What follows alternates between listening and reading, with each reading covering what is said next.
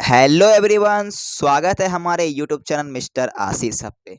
साथियों, आज के इस क्लास में हम लोग करने वाले हैं क्लास 6 का एनसीईआरटी ज्योग्राफी चैप्टर नंबर 6 हमारा देश भारत का। इसका हम लोगों ने कंप्लीट चैप्टर पढ़ लिया था, तो आज के इस क्लास में हम लोग इसका अभ्यास का प्रश्न करने वाले हैं।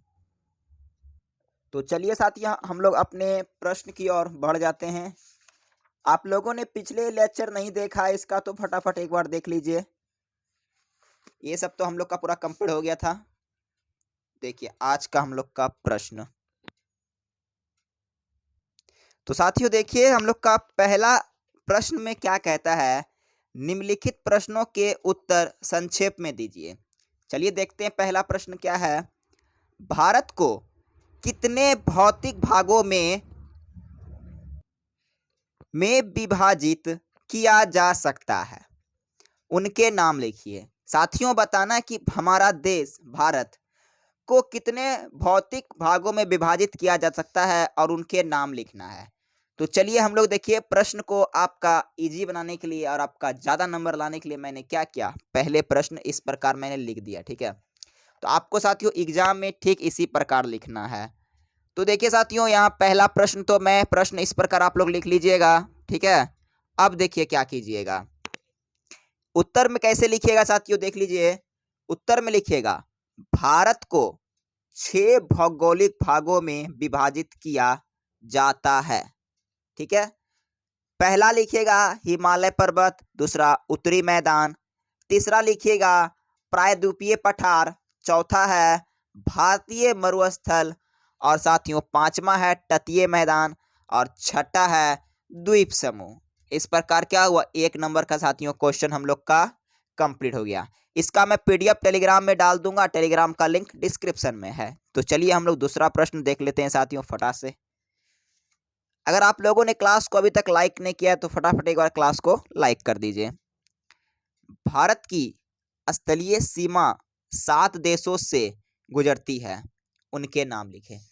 साथियों भारत की जो स्थलीय सीमा है वो कितने 7 देशों से होकर गुजरती है, उनका सिर्फ और सिर्फ नाम लिखना है। तो चलिए नाम मैं दिखाता हूं किस प्रकार आपको लिखना है। तो देखिए दोस्तों, प्रश्न संख्या दूसरा है हम लोगों का, लिखना है आंसर में भारत की स्थलीय सीमा। पहला पाकिस्तान, दूसरा अफगानिस्तान, तीसरा चीन, चौथा नेपाल, पांचवा भूटान, छठा बांग्लादेश और सातवां साथियों है म्यांमार। यही हम लोग का क्या है, भारत की स्थलीय सीमा से गुजरने वाला देश का नाम हो गया 7 को। ठीक है साथियों, चलिए प्रश्न संख्या हम लोग 3 को देखते हैं साथियों कि 3 क्या कहता है। एक बार चैनल को भी आप लोग सब्सक्राइब कर लीजिए साथियों। 3 कहता है, कौन सी 2 प्रमुख नदियां अरब सागर में गिरती है। 2 नदियों का नाम बताना है, यहाँ पे क्या करना है, 2 नदियों का नाम बताना है जो कि अरब सागर में गिरती है। बहुत एकदम इंपॉर्टेंट भी प्रश्न है और बहुत छोटा आंसर भी इसका है। तो देखिए साथियों 2 नदी का सिर्फ नाम लिखना है यहाँ पे। तो तीसरा नंबर का है एक नर्मदा और ताप्ती। ये जो 2 नदी है ये क्या करती है, अरब सागर में गिरती है। सिर्फ नर्मदा और ताप्ती लिख दीजिएगा तो आपका क्या हो जाएगा, आंसर हो जाएगा साथियों। तो चलिए हम लोग देखते हैं अपने अगले प्रश्न को। साथियों प्रश्न संख्या 5 क्या है, गंगा एवं ब्रह्मपुत्र के द्वारा बनाए गए डेल्टा का नाम लिखना है। गंगा नदी और ब्रह्मपुत्र नदी, इन दोनों नदी के द्वारा बनाए गए डेल्टा का नाम लिखना है। तो चलिए हम लोग आंसर देख लेते हैं। तो देखिए साथियों आंसर क्या है, देखिए आंसर में हम लोगों का है गंगा एवं ब्रह्मपुत्र के द्वारा बना डेल्टा सुंदरबन है। क्या है, सुंदरबन है। तो आंसर साथियों यहां से लेकर यहां तक बिल्कुल छोटा छोटा आंसर है, जो कि आपको ये आराम से क्या होगा, याद हो जाएगा। इसलिए मैं क्या किया, पूरा एकदम छोटा छोटा आंसर लाया ताकि आपको याद हो जाए। ये सब का मैं पीडीएफ पता है साथियों आपको मैं टेलीग्राम में डाल दूंगा। ठीक है, चलिए प्रश्न संख्या हम लोग 5 देख लेते हैं। 5 है, भारत में कितने राज्य तथा कितने केंद्र शासित प्रदेश हैं। ठीक है, उनके नाम बताना है। ठीक है, किन राज्यों की राजधानी एक ही है, साथियों बताना है हम लोगों को। पहला तो हम लोग का यहाँ से लेकर यहाँ तक है कि भारत में कितना राज्य है और कितना केंद्र शासित प्रदेश है, उसका क्या करना है, सिर्फ संख्या बताना है। और किन दो राज्यों की जो राजधानी है वो एक है। तो चलिए देख लेते हैं प्रश्न संख्या हम लोग 5 नंबर। तो देखिए साथियों, प्रश्न संख्या हम लोग का 5 क्या है। तो साथियों प्रश्न संख्या 5 में कहता है कि भारत में 28 राज्य है और 8 क्या है, केंद्र शासित प्रदेश हैं। उसके बाद कहता था प्यारे साथियों कि आपको 2 नाम भी बताना है जो जिसका राज्य क्या है, राजधानी एक ही है। तो पंजाब और हरियाणा की राजधानी एक ही है, क्या है, वो है चंडीगढ़। क्या है साथियों, पंजाब और हरियाणा की राजधानी जो है वो चंडीगढ़ है। तो यही हम लोग का 2 राजधानी हो गया। तो इसी प्रकार का आपको क्या लिखना है, आंसर लिखना है। ठीक है साथियों, चलिए हम लोग अपने अगले प्रश्न को देखते हैं। प्रश्न संख्या छठा है, उत्तरी मैदान में अधिक संख्या यानी कि अधिक जनसंख्या निवास करती है। इसका कारण बताना है, क्यों करती है ज्यादा निवास, इसका क्या करना है, कारण बताना है क्यों। तो चलिए देख लेते हैं आंसर में साथियों हम लोगों। आजा आजा आजा, देखिए कॉपी आने का नाम नहीं लेता है, लेकिन आ गया फिर से। तो देखिए साथियों, आंसर में आपको क्या लिखना है, आंसर में लिखना है उपजाऊ मिट्टी, पर्वतीय जल, समतल भूमि और अनुकूल जलवायु के कारण उत्तरी मैदान में अधिक जनसंख्या निवास करती है। यहां से लेकर यहां तक क्या है, आंसर है। उत्तरी मैदान में साथियों ज्यादा जनसंख्या है, इसका कारण है क्योंकि वहां पे उपजाऊ मिट्टी है। उपजाऊ जब मिट्टी रहेगी तो फसल अच्छा होगा। जल की प्राप्ति, जब जल ज्यादा होगा तो खेती करने में क्या होगा, सुविधा होगा, इधर उधर जाने की जरूरत नहीं पड़ेगी जल का। समतल भूमि, जब भूमि एक समतल रहेगी तो उसमें घर बकारा मकान हो गया, फैक्ट्री सब लगाने में क्या होगा, सुविधा होगा। अनुकूलन जलवायु, वहाँ का मौसम बहुत अच्छा रहेगा, समय समय पर बारिश होगी, समय समय पर धूप होगा, यानी कि ऋतुओं के आकार में यानी कि ऋतुओं में समय समय पर क्या होगा, परिवर्तन होगा। यही सब कारण से क्या होता है साथियों कि उत्तरी मैदान में जनसंख्या बहुत ही अधिक है। चलिए प्रश्न हम लोग उत्तर यानी कि प्रश्न उत्तर का लास्ट प्रश्न हम लोग देख लेते हैं। तो देखिए साथियों लास्ट प्रश्न क्या है। तो देखिए साथियों लास्ट प्रश्न है, लक्षद्वीप को प्रवाल द्वीप कहा जाता है। हाँ कहा जाता है, क्यों, कारण बताना है इसमें क्यों कहा जाता है। तो चलिए हम लोग देख लेते हैं आंसर के माध्यम से क्यों कहा जाता है साथियों।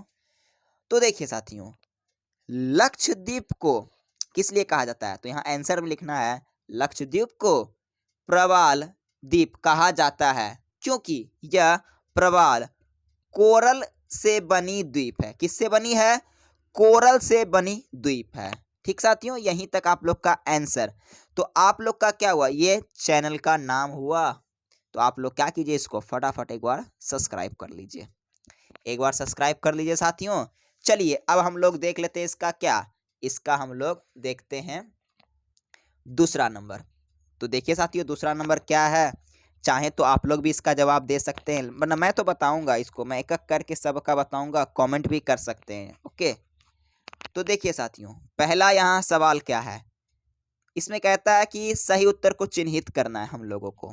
ठीक है, देखिए पहला है, हिमालय के तक सबसे दक्षिणी भाग को क्या कहा जाता है, शिवलिक, हिमाद्री, हिमालय।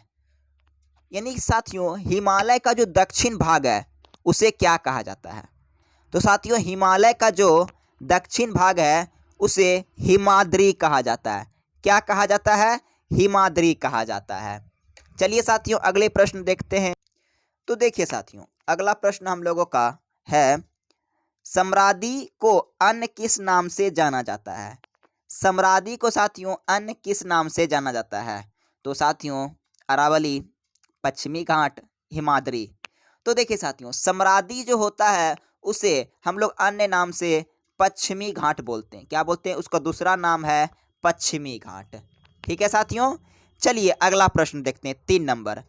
पाक संधि सॉरी साथियों पाक जल संधि किन देशों के बीच स्थित है। ये जो पाक जल संधि साथियों किन देशों के बीच स्थित है, श्रीलंका तथा मालदीव, भारत तथा श्रीलंका, भारत तथा मालदीव। तो देखिए साथियों, पाक जल संधि जो है वो भारत तथा श्रीलंका के बीच स्थित है। किसके बीच स्थित है? भारत और श्रीलंका के बीच स्थित है। चलिए प्रश्न संख्या हम लोग आगे देखते हैं साथियों। प्रश्न संख्या 4 नंबर। तो देखिए साथियों, प्रश्न संख्या 4 में है, अरब सागर में स्थित भारतीय द्वीप समूह कौन से हैं? कौन सा साथियों अरब सागर में भारतीय द्वीप समूह है? अंडमान एवं निकोबार द्वीप समूह, लक्षद्वीप द्वीप समूह, मालदीव। तो देखिए साथियों, भारत में जो द्वीप समूह है उसको लक्षद्वीप द्वीप समूह कहते हैं। क्या कहते हैं? लक्षद्वीप द्वीप समूह। आज का 5 नंबर प्रश्न संख्या यानी कि टिक का लास्ट प्रश्न है हम लोगों का, भारत की सबसे पुरानी पर्वत श्रृंखला कौन सी है? अरावली, पश्चिमी घाट, हिमालय। तो साथियों, भारत की सबसे जो पुरानी पर्वत यानी कि पर्वत श्रृंखला अरावली है। क्या है? अरावली है। आइए साथियों, अब हम लोग 3 नंबर देख लेते हैं। खाली स्थान भरना है हम लोगों को, ठीक ना। पहला यहाँ प्रश्न है, भारत का क्षेत्रफल लगभग डैश है। तो देखिए साथियों, तो भारत का क्षेत्रफल लगभग कितना है? तो साथियों, भारत का क्षेत्रफल है 32.8 लाख वर्ग किलोमीटर। किलोमीटर। जगह कम था साथियों, इसलिए क्या किए, थोड़ा बगल में लिख दिए। तो क्या लिखाएगा? 32.8 लाख वर्ग किलोमीटर पहला भराएगा। ठीक साथियों, आगे देखते हैं। महान हिमालय को डैश के नाम से भी जाना जाता है। साथियों, हम लोग का महान जो हिमालय है उसे एक और नाम से जानते हैं, हिमाद्री। क्या नाम से जानते हैं? हिमाद्री। तो यहाँ हिमाद्री भराएगा, हिमाद्री। साथियों देखो, हिमालय जो पर्वत है उसको हम लोग बहुत अन्य नाम से भी जानते हैं। तो कौन कौन से नाम से जानते हैं, कमेंट में जरूर बताएं। प्रश्न संख्या 3 देखते हैं साथियों। नर्मदा नदी डैश सागर में गिरती है। नर्मदा नदी साथियों किस सागर में गिरती है? तो देखिए साथियों, ये प्रश्न क्या है, पीछे भी हम लोग पढ़े थे, क्वेश्चन आंसर में पढ़े थे, ठीक ना। तो अगर आप लोगों ने क्वेश्चन आंसर देखा होगा अच्छा से, क्लास क्वेश्चन आंसर अभी तुरंत में जस्ट बताया हूँ, 5 से 6 मिनट होते होंगे, तो आप लोग इसका जवाब भर सकते हैं। मैं भर दूंगा, नर्मदा नदी डैश सागर में गिरती है। तो दोस्तों, नर्मदा जो नदी है वो अरब सागर में गिरती है। कहाँ गिरती है? यहाँ भराएगा अरब। सागर तो दिया हुआ है तो यहाँ अरब भरा जाएगा। ओके साथियों, चलिए आज का लास्ट और आखिरी प्रश्न हम लोग देख लेते हैं, उसके बाद क्लास समाप्त हो जाएगी। डैश भारत के लगभग मध्य भाग से होकर गुजरने वाली अक्षांश रेखा है। तो साथियों, कर्क रेखा जो है, क्या भराएगा साथियों? यहाँ कर्क रेखा भराएगा। तो लिखेंगे यहाँ पे कर्क रेखा भारत के लगभग मध्य भाग से होकर गुजरने वाली अक्षांश रेखा है। तो साथियों, आप लोग को मुबारक हो, हम लोगों ने आज कंप्लीट क्लास 6 का एनसीईआरटी पूरा बुक ज्योग्राफी का कंप्लीट कर लिया। देखिए इधर कुछ नहीं बचा है साथियों। और देखिए एक चीज़ देखिएगा, इसमें क्या है मैं दिखा देना चाहता हूँ, ठीक ना। देखिए एक चीज़ देख ही लीजिए, ठीक है। देखिए साथियों, यहाँ पे हम लोग का ये चीज़ आप लोगों को पता है, याद कीजिएगा, ठीक ना। यहाँ राज्य और राजधानी का नाम दिया हुआ है, हम लोग का 28 राज्य है तो उसका नाम लिखा हुआ है। और यहाँ केंद्र शासित प्रदेश है जो कि कितना है, 1 2 3 4 5 6 7 8 9। साथियों 9 केंद्र शासित प्रदेश का नाम है और उसका राजधानी यहाँ पे दिया हुआ है। तो आप लोग ये वाला काम कीजिएगा, क्या इसको अवश्य ही याद कर लीजिएगा, ठीक है साथियों, क्योंकि आपके बुक के पीछे में दिया हुआ था तो सोचा मैं दिखा दूं। तो स्क्रीनशॉट लीजिएगा, एक बार ले लीजिए। चलिए ले लिए। तो चलिए साथियों, देखिए ये हम लोग का बुक का आखिरी पेज, उसके बाद बुक क्या हुआ, पूरा समाप्त हो गया। तो देखिए साथियों, ये बुक हम लोगों ने पूरा कंप्लीट कर लिया साथियों। सारा चीज का पीडीएफ टेलीग्राम में मिल जाएगा। क्लास का चैप्टर बाय चैप्टर रिवीजन मिल जाएगा आपको, क्लास मिल जाएगा देखने के लिए, एमसीक्यू यानी कि ऑब्जेक्टिव मिल जाएगा, सारा चैप्टर का ऑब्जेक्टिव मिल जाएगा, सारा चैप्टर का सब्जेक्टिव क्वेश्चन आंसर मिल जाएगा। सारा चीज़ का लिंक साथियों क्लास के डिस्क्रिप्शन में दिया हुआ है, टेलीग्राम में भी आपको मिल जाएगा। तो साथियों हम लोग अपने अगले क्लास में 7 क्लास का ज्योग्राफी स्टार्ट कर देंगे। 6 क्लास खत्म तो 7 क्लास का स्टार्ट कर देंगे। तो साथियों फटाफट आप लोग चैनल को सब्सक्राइब कर लीजिए अगर आपको आज का क्लास अच्छा लगा होगा तो चलिए साथियों मिलते हैं हम लोग अपने अगले क्लास में, तब तक के लिए जय हिंद, धन्यवाद।